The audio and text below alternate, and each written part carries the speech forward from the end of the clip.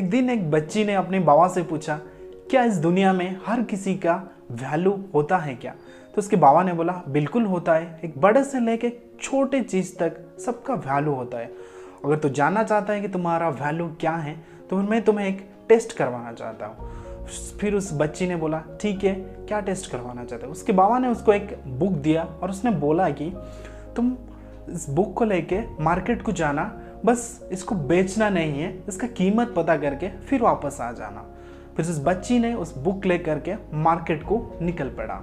तो फिर रास्ते में जाते हुए उसको एक राशन की दुकान दिखाई दिया। तो फिर उसने उस राशन की दुकान को जा करके इस बुक का प्राइस पूछा।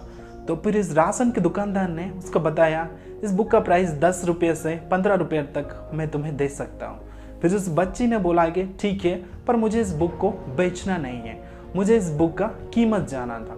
फिर उस बच्ची ने उस बुक को लेकर के एक बुक स्टोर के पास गया। तो फिर जाकर के वहाँ पे पूछा कि इस बुक का वैल्यू क्या है। तो बुक स्टोर वालों ने उस बुक को देखा। तो फिर उसने देखा कि ये बहुत पुराना बुक है। तो फिर उसने बताया कि इसका वैल्यू 100 रुपीज़ से ज़्यादा मैं तुम्हें नहीं दे सकता।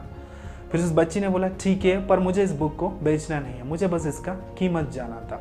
फिर उस बच्ची ने उस बुक को लेके एक लाइब्रेरियन के पास गया और वहाँ पर उसका कीमत पूछा।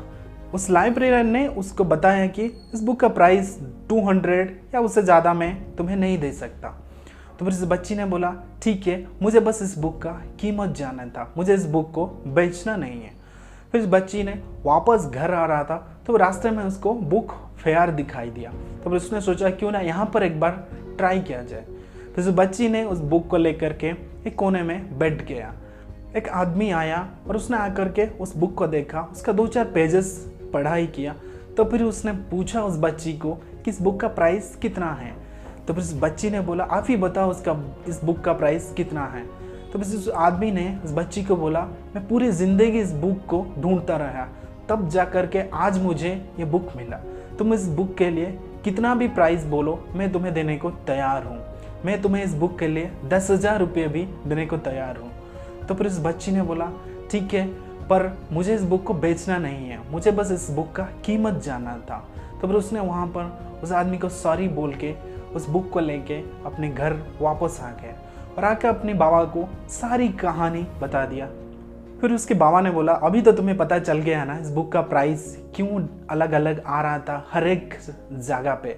उस राशन दुकान इस बुक का सारी पेजेस को फाड़ के उसमें बस सामान डाल के बेचने वाला था, तो इसके लिए इस बुक का वैल्यू कुछ नहीं था।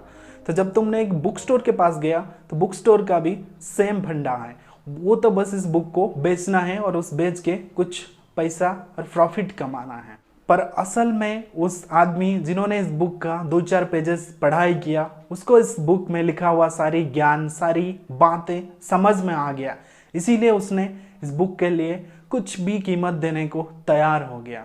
तो दोस्तों, इस दुनिया में हर एक चीज़ का वैल्यू होता है, तो अपने आप को कभी कमज़ोर या छोटा समझा मत करो। आप इस दुनिया में एक यूनिक हो, आपका ना कोई रिप्लेसमेंट है, ना ही आपके जैसा कोई था, ना ही आपके बाद भी कोई ऐसा आएगा। एक ना एक दिन जरूर कोई ना कोई आपका टैलेंट को पहचानेगा और आपको आपका कीमत पता चलेगा उस दिन।